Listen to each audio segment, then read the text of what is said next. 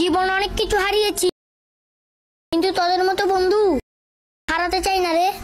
Video শুরুতে আপনি যে ভিডিওগুলো দেখতে পেলেন, আপনি চাইলে কিন্তু আপনার নরমাল ভিডিওগুলো কিন্তু আপনি এই টাইপের কালার এডিটিং কিন্তু করতে পারবেন। কিভাবে করবেন এটা করতে হলে কিন্তু আপনাকে অবশ্যই দুই টাইপের প্রয়োজন হবে।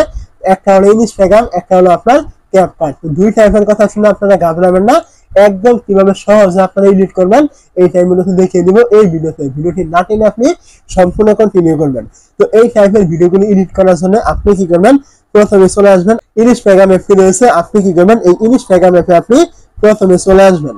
তো ইনস্টাগ্রাম অ্যাপে চলে আসার পর এখান থেকে আপনি দেখতে পাবেন এই যে প্লাস আইকন রয়েছে এখানে কর্নারে। আপনি কি করবেন, এই প্লাস আইকনে ক্লিক করবেন।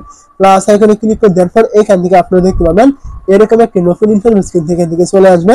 তো এই ইন্টারফেসে চলে আসার পর আপনি এখান থেকে আপনার যে ভিডিওটি আপনি এডিট করবেন আপনাকে কিন্তু এখান থেকে ওই ভিডিওটি কিন্তু এখান থেকে নিতে হবে, ওই ভিডিওটি কিন্তু আপনাকে এখান থেকে নিতে হবে। তার জন্য আপনি কি করবেন, এখান থেকে দেখতে পাবেন এই যে রিসেন্ট অপশন রয়েছে, আপনি এখানে ক্লিক করবেন। এই জায়গায় ক্লিক করে দেওয়ার পরে এখান থেকে ভিডিও রয়েছে, অথবা এই নিচে দেখতে পাচ্ছেন এই যে ভিডিও সেকশন। আপনি যদি এখানে ক্লিক করেন তাহলে কিন্তু ভিডিওগুলো পেয়ে যাবেন, আপনার মোবাইলে যতগুলো ভিডিও রয়েছে সব ভিডিও। তো এইখান থেকে আপনি যে ভিডিওটি আপনি এডিট করবেন আপনি কি করবেন, শুধুমাত্র ওই ভিডিওর উপরে ক্লিক করে দিবেন। ভিডিওর উপরে ক্লিক করে দেওয়ার পর এখান থেকে ভিডিওটি চলে আসবে। এখন আপনি এখান থেকে দেখতে পাবেন এই যে নেক্সট রয়েছে, আপনি কি করবেন, এখান থেকে নেক্সটে ক্লিক করে দিবেন। নেক্সটে ক্লিক করে দেওয়ার পর এখান থেকে আপনার ভিডিওটি এরকম ইনফরমেশন চলে আসবে। এইখান থেকে আপনি উপরে দেখতে পাবেন এই যে আপনার 3 স্টার নামে একটা অপশন থাকবে, আপনি এইখানে ক্লিক করবেন। এই জায়গায় ক্লিক করে দেওয়ার পর এইখান থেকে আপনি দেখতে পাবেন এই যে একটি সার্চ অপশন রয়েছে কর্নারে।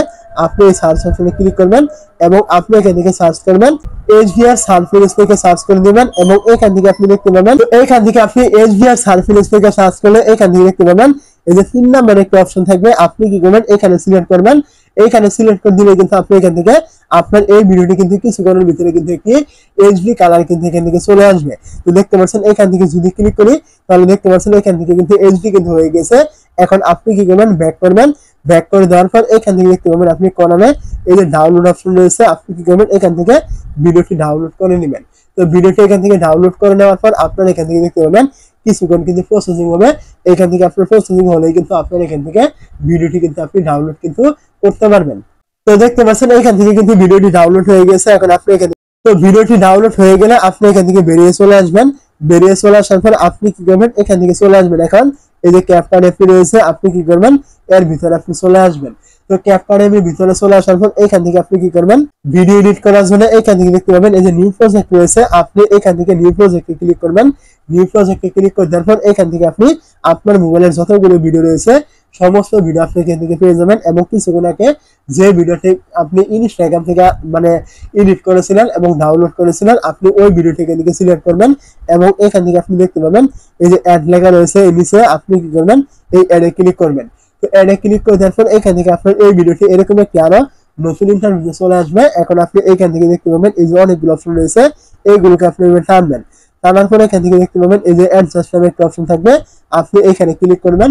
তো এইখানে ক্লিক করে দেওয়ার পর এখান থেকে আপনার অনেকগুলো অপশন কিন্তু এখান থেকে আপনি পেয়ে যাবেন। তো অ্যাডজাস্টে ক্লিক করে দেওয়ার পর এখান থেকে আপনি অনেকগুলো অপশন এখান থেকে পেয়ে যাবেন।